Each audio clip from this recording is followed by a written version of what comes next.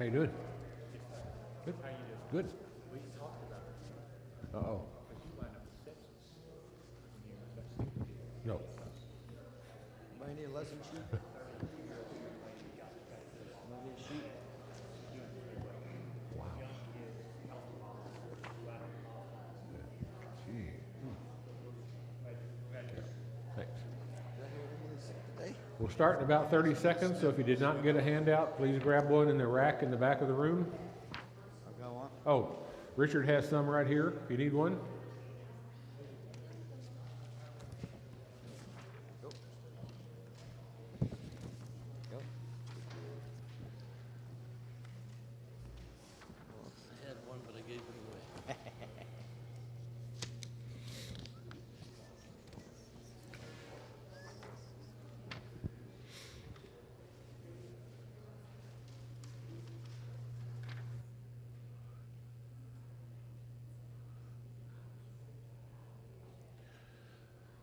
Okay, it's time to start our class this morning. Welcome to those of you who are online. Welcome to the North Tampa Church of Christ Sunday morning Bible study. Appreciate you being here. I feel like I ought to start this morning with a couple of disclaimers. If you've been up close to me, you notice I have two black eyes. Contrary to popular opinion, or contrary to what probably should have happened, my wife did not hit me in the head with a skillet. I had a little surgery this week and both eyes turned black, and I'll have it again in May, so I'll have black eyes for the next 4 or 5 weeks. But anyway, it's still tearing, so I have my Kleenex and I'll get through this. Thank you. The other preliminary comment I would make is if you were in the early morning service, you noticed that Neil started his lesson this morning talking about envy or jealousy. So I felt like sitting there, I think, okay, I'll just say ditto and we'll all go have coffee. But if you have been in this class for the last few weeks, we started back earlier this month by defining love. We then talked about patience, all of this coming out of the 13th chapter of 1 Corinthians. Then we talked about kindness last week. Those are two things that the fourth verse of that chapter talks about. We should be kind, we should be patient, but this is the first negative in that verse where he says we should not be jealous or envious. So that's our topic this morning. And as we begin our lesson, as we have, I'd like to read, if you will, the 13th chapter of 1 Corinthians, which again is a very well-known chapter. But it says, "If I speak in the tongues of men and of angels, but have not love, I am only a resounding gong or a clanging cymbal. If I have the gift of prophecy and can fathom all mysteries and all knowledge, and if I have a faith that can remove mountains but have not love, I am nothing. If I give all I possess to the poor and surrender my body to the flames but have not love, I am nothing." And then the verse we're focusing on this month. Love is patient. Love is kind. It does not envy. It does not boast. It is not proud. It is not rude. It is not self-seeking. It is not easily angered. It keeps no record of wrongs. Love does not delight in evil, but rejoices with the truth. It always protects, always trusts, always hopes, always perseveres. Love never fails, for where there are prophecies, they will cease. Where there are tongues, they will be stilled. Where there is knowledge, it shall pass away. For we know in part, and we prophesy in part, but when that perfection comes, then the imperfect disappears. When I was a child, I talked like a child, I thought like a child, I reasoned like a child. But when I became a man, I put away childish things behind me. And now we see but a poor reflection as in a mirror, but then we shall see face to face.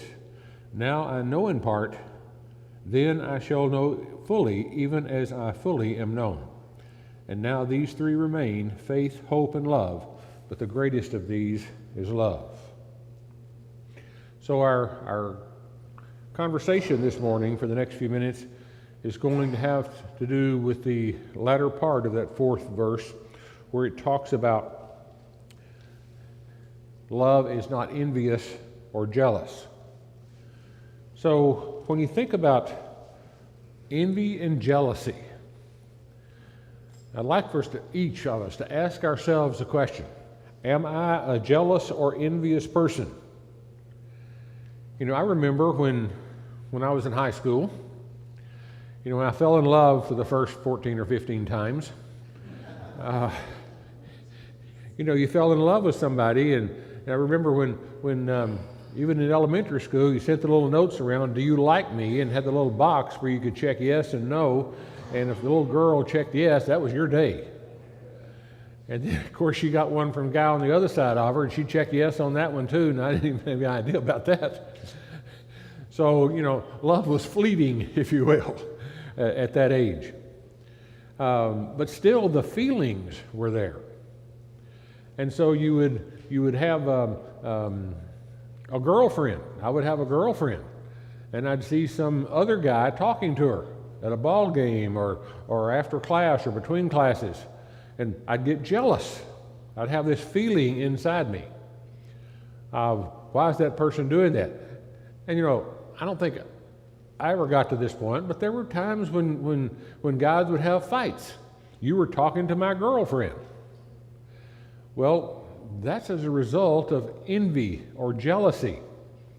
So, not unusual. And maybe we don't have fights that frequently anymore, but I think jealousy and envy is still a part of our lives. I have a friend that's a neighbor in our neighborhood, and he walks a lot, and he'll stop, and I'm working in the garage or working outside the house, and he'll stop and say, hey, Stacy, how you doing? I say, fine. And he'll ask me, how'd the stock market do today? Or he'll say, how his football team or his basketball team, how'd they do? And you say something about another team, and his response is he's not interested in that. He's only interested in what he's interested in. And he wants to talk about that. He came up to me the other day and he said, do you have long-term care insurance? I said, no. I got a daughter that lives down in Luce. That's my long-term care insurance. Well, I got to take care of myself. We've got 5 kids. And, you know, he was a CEO of a large company in New York City, and you know, in my mind, I'm thinking he's consumed with this thought about things, about money, about just stuff that's important to him. Very nice guy, and I'm not being critical of him, but I think that's the nature of the world today. There's a lot of us that are consumed with what's important to us, and some of that can't be helped. You know, we're hit with health issues and financial issues and family issues day in, day out. And so we can't help some of that. But I think the Bible teaches our focus should be outward. It should be thinking about those people that we interact with on a daily basis. Because when it uses the term, the agape term, if you will, that's a different kind of love. It is not focused on the self. It's focused on others. So if you think about jealousy and envy, now I was thinking about this as I worked on this class. If you think about jealousy and envy, and Richard's got the microphone back there, what's the difference? Or is there a difference between jealousy and envy?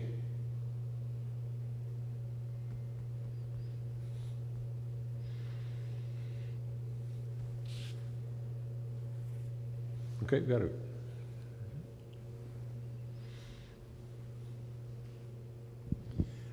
Maybe envy is wanting what you have, your car, your house, maybe your wife. But jealousy is being unhappy that you even have those things.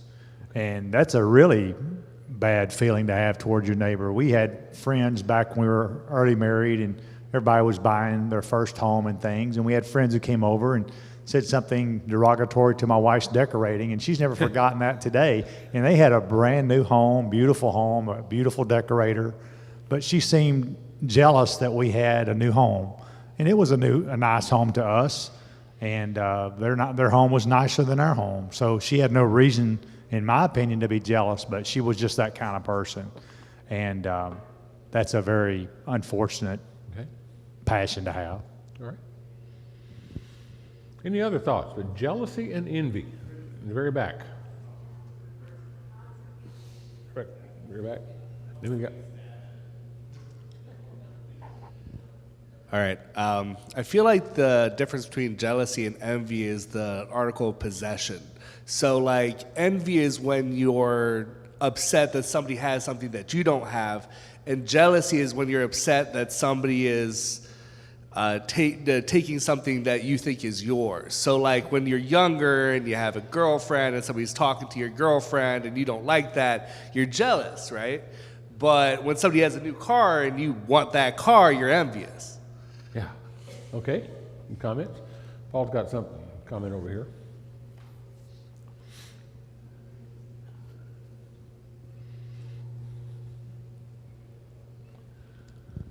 I think it's like splitting hairs here almost. Okay. And that is, I've never tried to figure it out till you started this conversation here about this. But I think I can be, let's say that I've been envious of something. I mean, I'd love to have a Cobra with a 427 in it, or the Mustang with the 428, the King of the Hill Mustang. But it doesn't crave in my heart when somebody has it and I don't. And I think there can be the difference. Okay. That one is something that really eats into your heart to be jealous of someone or somebody who has something that you don't. But Yeah. being envious, I think we could all think of a car that we wish we had, and especially if somebody drives up and they just bought one. But I don't know that if I'm saying it right, when envy turns to jealousy, then you've got a problem with it. Okay. Good point. And I think you're getting close to what I was thinking when I thought about that. And that is that I think when you think about jealousy, jealousy is rooted in my mind, in a fear of something. I'm afraid someone's going to take something I have. I'm afraid I'm going to lose something. I'm jealous of that. I'm jealous of that person intruding on me. Envy is I want something else. I've heard people even in their prayers pray that they should be envious of people whose love of Christ or love of God is a great characteristic or trait. So I want something that I don't currently have. Maybe I'm envious of those who I think do have it.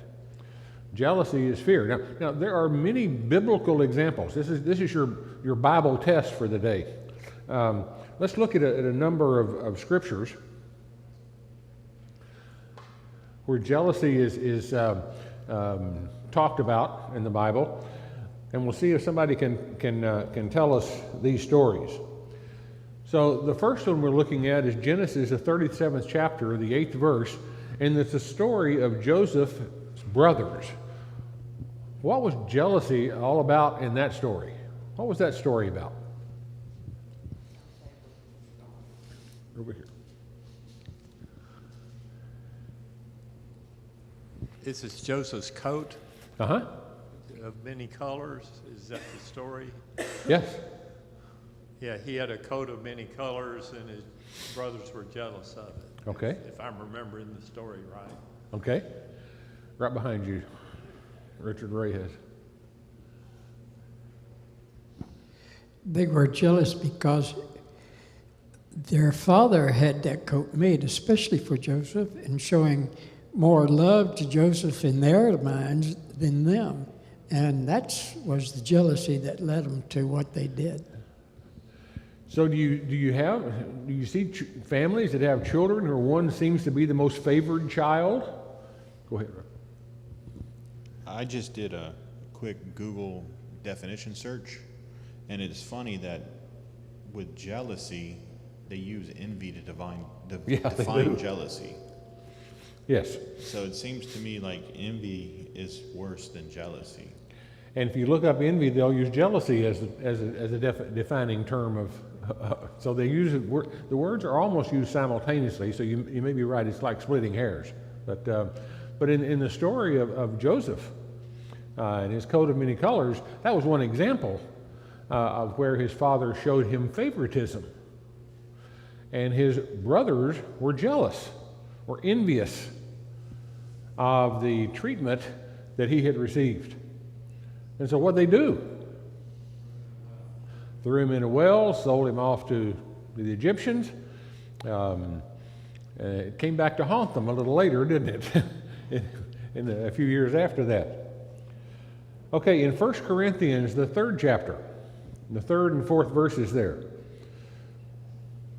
How does jealousy show itself in the Corinthian church?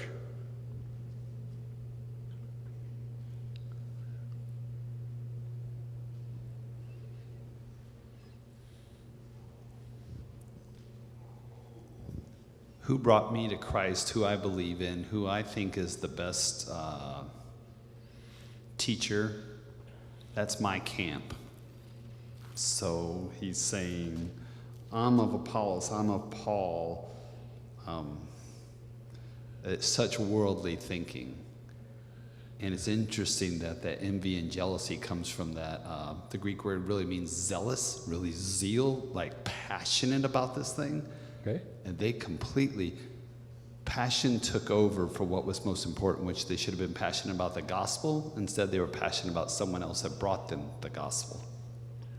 I think we in the 1 Corinthians, the 3rd chapter, in the 3rd and 4th verse, it's talking there about the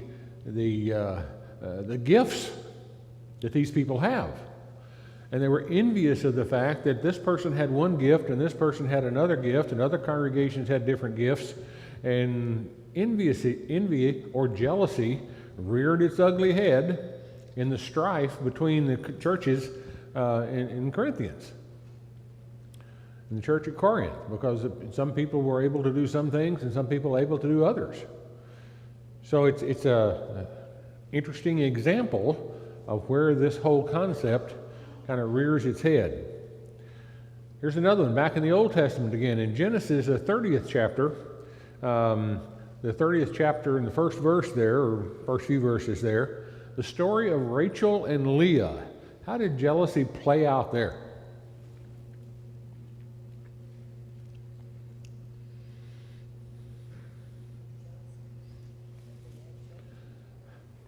Patty's got a...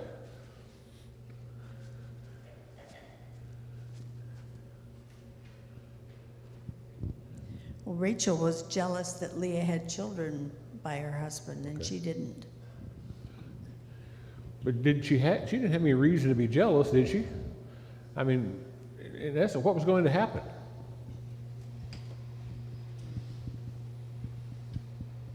How did that whole story play out? Eventually, she had children, and they became the favorites of Jacob. Okay. But Rachel was her husband's favorite, was she not? Right. He had worked for 7 years for her and gotten given Leah instead, and said, okay, he could have gotten all upset and been out of shape, but instead he worked another 7 years and got Rachel.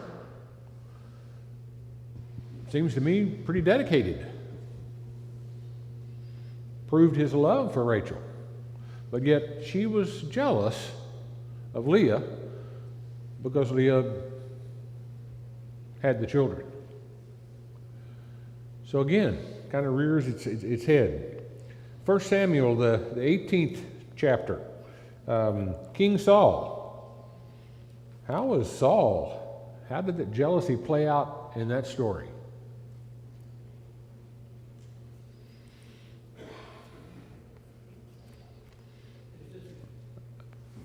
Monty has, Ray, go ahead.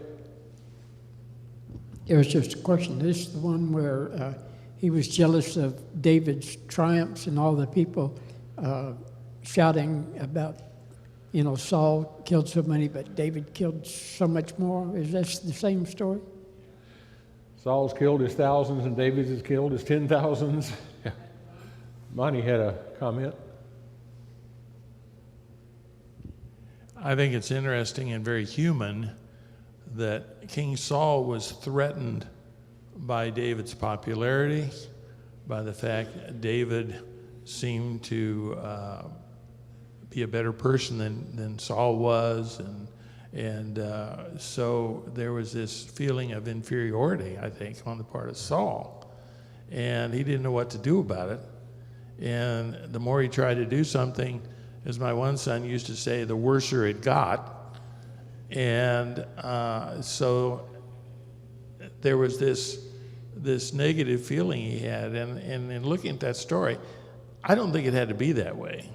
And if you can imagine what it would have been like if there hadn't been the jealousies and the hard feelings and so forth, Saul could have been a fairly good king. David wanted to help him and did try to help him and all of that, and would have been a good person for Saul to work with until David would take over. I mean, there could have been a whole different scenario there. But before we get too harsh on Saul, aren't we like that a little bit? Don't we get a little jealous? Don't we have some feelings that we shouldn't have? And so maybe there's a little Saul in everybody. I don't know. That's my old man philosophy of the day. I think it's interesting that you bring that up because, when you think about that, David was not a threat. I mean, he was respectful. He honored Saul. He was not a threat to Saul. He wasn't plotting to take him out so he could become king. But yet, Saul was still jealous. And I think oftentimes that happens in our lives. One of the concepts of jealousy and envy is it's not a rational idea. I'll have a question. There's a quotation, God, I'm a jealous God. Now, hang on to that. We're going to come back to that. So jealousy and envy is not a rational, thoughtful decision that we make. I don't sit and look at those things around me and think, okay, well, this is happening, and this is happening, and this is happening. I think I'm going to be jealous. I think I'm going to be envious. We don't do that. We see somebody who has something we don't, we say, oh, I wish I had that. It's an emotional reaction. Now, I don't think we can help those emotional reactions we have to things like that. But we can help if we give it a place to grow and develop, that thought, that emotion.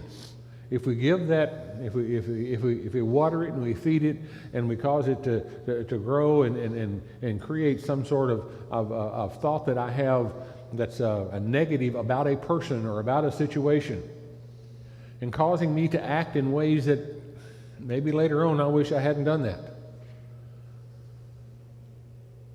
But it's like we said last week, I think it was, or week before last, where we talked about that book that was written several years ago by Thomas Goldman called Emotional Intelligence. Sometimes we get emotionally hijacked. Our emotions take over and we say and do things we wish we hadn't said or done. Yes, ma'am. I was just going to say that I was just reading here about the scripture with Joseph's brothers and how they, were so angry with him. And what happens with jealousy, it turns to anger. Then the anger turns to hatred. And that's what happened with Joseph's brothers. Yes. They hated him so much for, the ability that he had with his dreams and the things that they were jealous that he might become king, and they didn't even want him to be king. Yeah. So those are the things that really brings the jealousy into view. Okay. So, in a flip side of it, in all the emotions that we're talking about, jealousy and envy, and how we are, should avoid those things and how we can react. But it's also, if you look at the big picture too, it's how we react to people who are jealous or envy or make comments to us, how we react to them in a Christian manner, and how we take that to heart and we could project anger, or we could project other, not irrational emotions, but we could project non-Christian emotions. Yeah. And the prime example is Christ, of course. Jealousy, envy, every emotion imaginable was spit at him, yet he did not, in turn, reciprocate. Yeah. So I think it's, jealousy is mentioned and envy is mentioned a lot in the Old Testament and New Testament. Those emotions are, I haven't done research, but I would pretty well say that they're mentioned quite a bit. Yes. And there's a reason for that. And I think it's also how we react to people who are jealous and envy of us, make little snide comments. We've all had people make snide comments that hurt our feelings, and they make them out of jealousy or envy, and it's how we take it to heart and how we react to that. Yes. I think a lot of times, I think envy is oftentimes about things we have, which are not important, but they consume our lives here on earth. Okay, we struggle with that. Our flesh struggles with that, but our political system now is struggling with that too. If I have nice things, I don't have to take your nice things to have my nice things. There's plenty to go around. Jesus said, "In my Father's home are many rooms, many mansions. If it were not so, I would have told you so." There's room for all. We just all got to want to go. And that's good English. I know my English teacher's happy right now with me. We just all have to want to get there. There's plenty of room for everybody. There's another Mustang out there, Ford will build you one. I'm sure they'll be happy to take your $80,000 and build a new Mustang. You just got to get the $80,000. And what do you have to do to do that? We all have that ability to work a second or third job and to deny our children and our things, deny a relationship with others. That's what's important. Jesus wants us here for one another. His hands and his feet, we are. So there's room for all in the kingdom. There's room for my stuff being your stuff. You don't have to take my stuff. You're not going to come buy it from me or take it from me, I hope. And I'm not going to come get your stuff. So don't buy into what the political world is telling us right now. There's not enough for everybody. There is enough for everybody. There's plenty for everybody. And God's told us that. Be content with what you have. But your path is not my path. Your path is not my path, Lisa said. That's true. Yeah. Your goals and your path may not be what my goals and my path are, or for my family, or for my, grandchildren, or whatever I'm thinking in the future. And we have to be respectful of that and know that. And the world doesn't. Right, and the world doesn't. We have to deny the world and accept Christ and his teachings. His teachings are that his blessings are enough for us individually. And there's enough for everybody. There's enough of God to go around for everybody. And we need to buy into that fact and forget about the world. We have abundance of blessings, don't we? Mark Hesley. So it's not wrong to feel emotions, but then how we turn around and react to it. Yeah. So it's an opportunity for the Spirit to cut into Mark's heart. When I look and I see Stacy drives up, since I have no idea what you drive a whatever, and I'm like jealous of that. Ooh, convict me, Holy Spirit. Now, why am I doing that? Because you know what's behind that is the sin. Here's the story, right? Uh-huh. I'm not believing and trusting in God that he's providing exactly what I need. Yeah. And instead, I think Mark's got the best answer, and Mark knows he needs that whatever car. And it's like, oh my, please forgive me, Lord. Yeah. I'm so thankful to be content, because I really aren't. I'm struggling through this. Holy Spirit, change me. Make this fruit show up in my life. It's because we also see, like you're about to hit probably, is you're seeing jealous and envy, and it goes two routes. It's jealous and envy of wrongly or rightly. God, like he said, Paul said, a jealous God. It's like you're giving away your adoration, worship, and praise to me, and you're giving it to stupid idols. And you're doing all these wrong things. I want you to be my people. Yeah. And he's jealous of that. I want this. Well, there's right ways for us to be jealous and envious too. That's right. Yes, go ahead. I'm going to jump in. We define jealousy and envy so much based on physical things, but so many, like in these examples, so many times it's jealous of one station in life or one situation. I'm doing pretty good. I'm popular. Everybody likes me. And then all of a sudden, a new person comes into our group, and they like him better, and I'm not as popular as I used to be. And that sounds like a teenage, high school thing. But it happens in the church because we get new people in the church, and all of a sudden, boy, everybody really likes this new guy, and I'm not as prominent as I once was. That happens all the time. Another example in the scripture that's similar to that is the Lord's apostles being jealous of who was going to be most prominent in His kingdom when He came into His kingdom. Who's going to sit on which side of Him? All right. Exactly. We had a comment up here.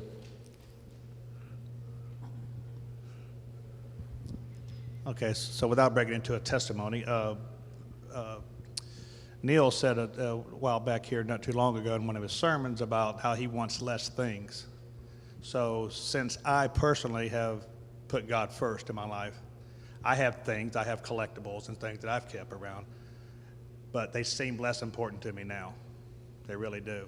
And you said something about people in the prayer praying for, that want to love God. Yeah. I may be a little envious of some of y'all that have spent more time in the Bible than I have been doing in my past, and the knowledge you have, that kind of thing, and that's really what I want now. So I think the goal, number one, is if you're envious and jealous of all these other things, you're not putting God first. Yeah. You're just not. Okay, and we'll make one more comment. Okay. And this is it. This is it. Okay.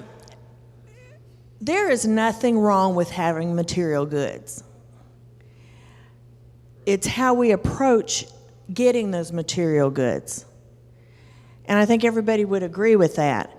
I know nothing about cars and a Mustang and whatever, but if I ever needed to, I could find somebody in this congregation that could lead me on the right path of a Mustang, yada, yada, yada, yada.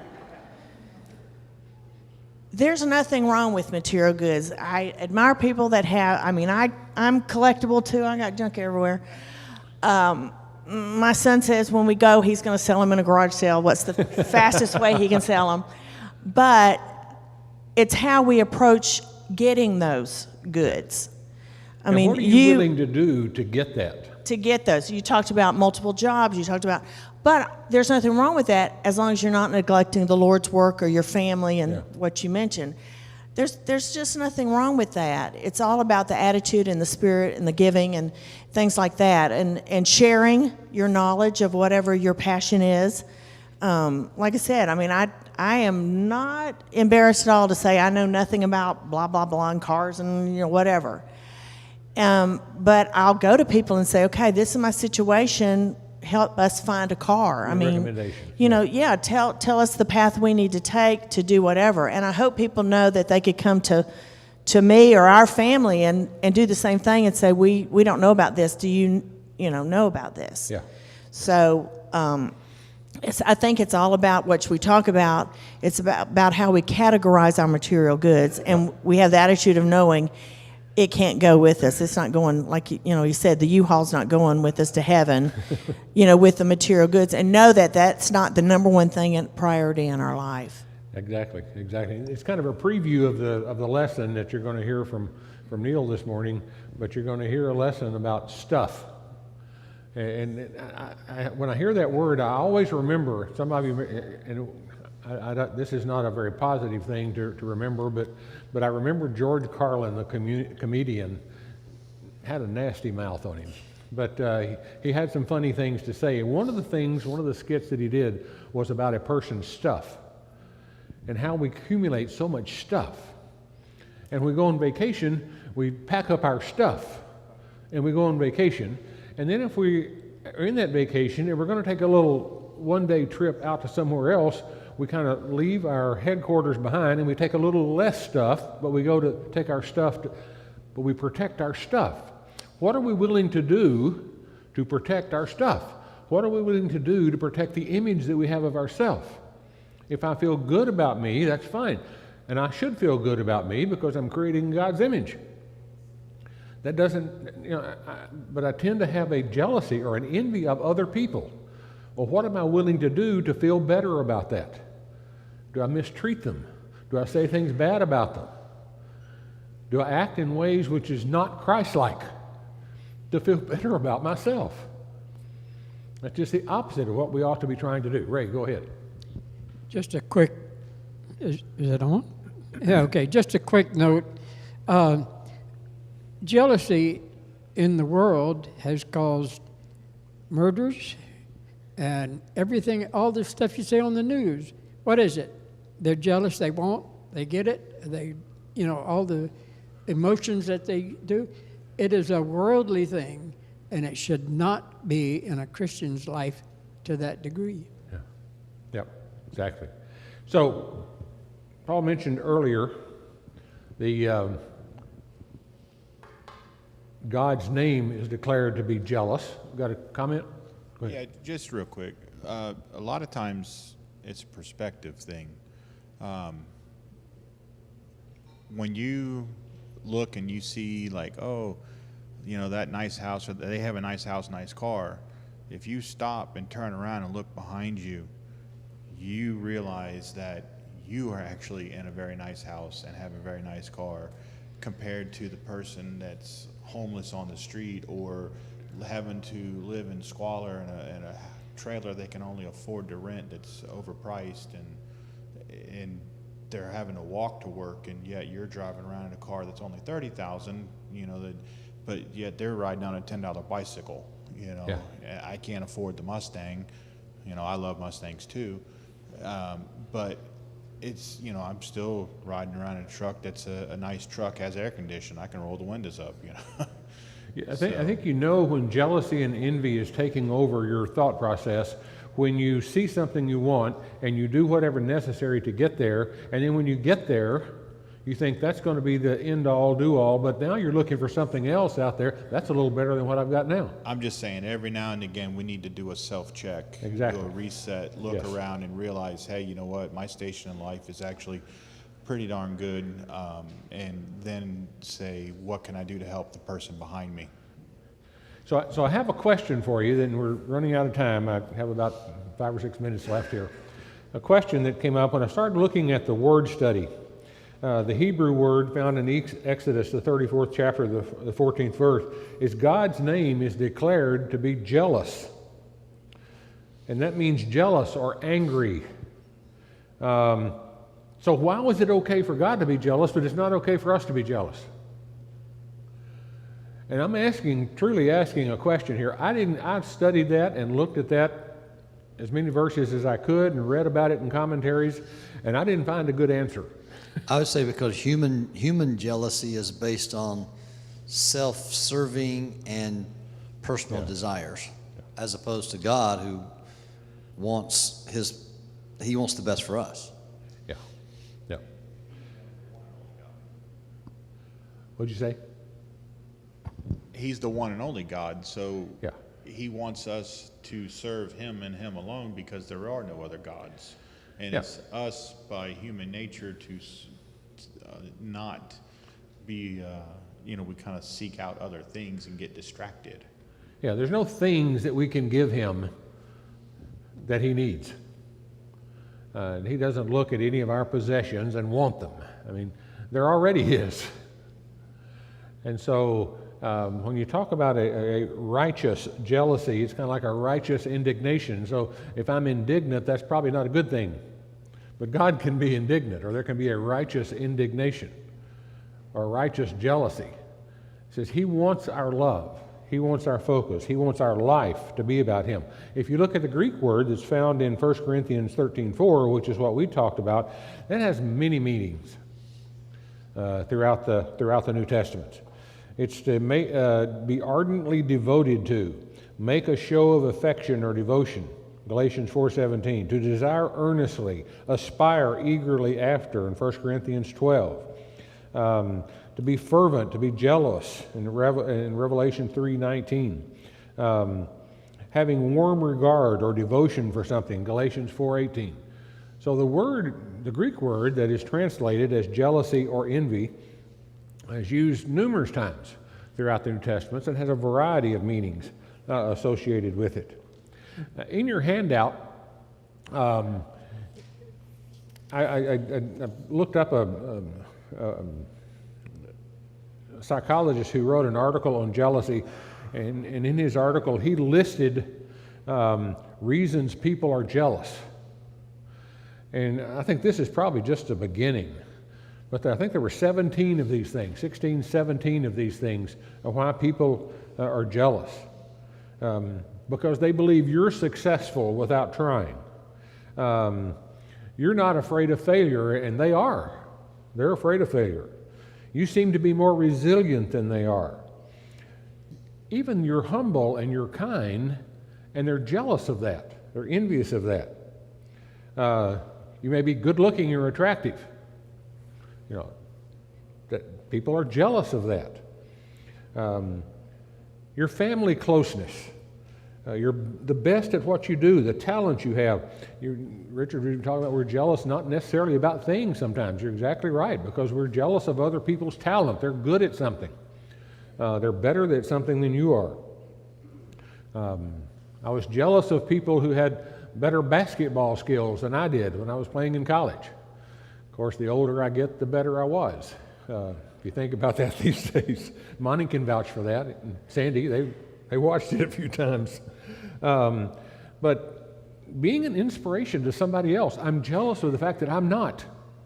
I'm not an inspiration to other people. That I don't need other people's approval. Spiritually self-aware. You just go on down this list of things that people possess, of characteristics that people have that others are jealous of. Sorry, go ahead, Ray. Just a quick question. Why was man created? Why did God create man? When you talk about him being jealous, why were we created? What's our purpose? You want to answer that? Okay. Our purpose was he wants to be praised. He wants to be honored. He wants to be loved. He wants us to worship him and to, and he'll take care of us if we do those things. Exactly. He made us who we are with the characteristics that we have. And he made a perfect world for us to be in. He did. Looking and we at all messed it up. Looking at all these reasons people are jealous. Going down the list, you're successful without trying. Well, you can try harder. Maybe you're successful and you don't realize it. You're not afraid of failure, resilient, humble and kind, good looking and attractive. I think it was Tom Cruise that said it. If you had the hair and makeup people that I have, you'd be good looking too. So all these things with maybe not an exception, you can be that if you desire. If you really desire that, pray to God about it.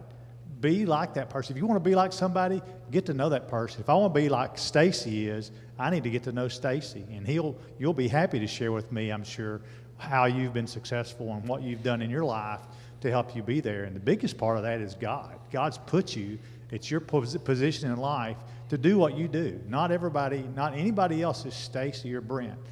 We all have a role in life, but we need to be happy in our role. If we desire something, pray to God about it. And do what you can do to help God work through you to make you better at that. Okay. Mark has right behind you. We can help each other two ways, big time, on all of this. One is when I want to go to you, Stacy, and say, man, you did a great job with class. You're a really great teacher. You really, right? Pride puffeth up. But instead, if I come to you and say, praise God for what he's doing and how he prepared you and how you worked and listen, how hard you worked. I'm thankful for what God's doing to you because you're blessing the rest of us. Now I have my direction correct back to who God is. The other way is you can now help me. When I come up to you and I go, man, Stacy, you're such an incredible teacher, and the thoughts that you share and the way that you, and you're like, oh, whoa, wait. I appreciate that, but let's praise God for what he's doing in me. You're going to hear more about that in the sermon this morning. Art has it. All right, so, and I'm just writing down some notes as we go through the process, but I wrote down jealousy is an emotional reaction that we're all created by God. But I think the one thing that we're missing is just loving one another. I mean, I think that if we love one another, I can't be jealous of you. I can't be envy of you because we all walk in as a child of God. So I think what, talking about loving one another addresses all of the other issues. Which goes back to exactly why we're looking at this from 1 Corinthians 13, the chapter on love. I mean, guarding against envy and jealousy as it appears in our relations with other Christians, with other people in this world, guarding against that is exceptionally important. I teach a class on productive conflict in some of my business seminars, and one of the things we talk about there is that there often are emotions that rear their heads in our minds, in our hearts, and we have an automatic reaction to that. But the thing I'm teaching is don't let that reaction be automatic. Let there be a pause between here's the emotion, and instead of saying what I want to say and saying what's about to pop out of my mouth, to pause and to think about that just a second, and to be more reasoned, more thoughtful, more Christian, from our perspective, in our approach to how we deal with others.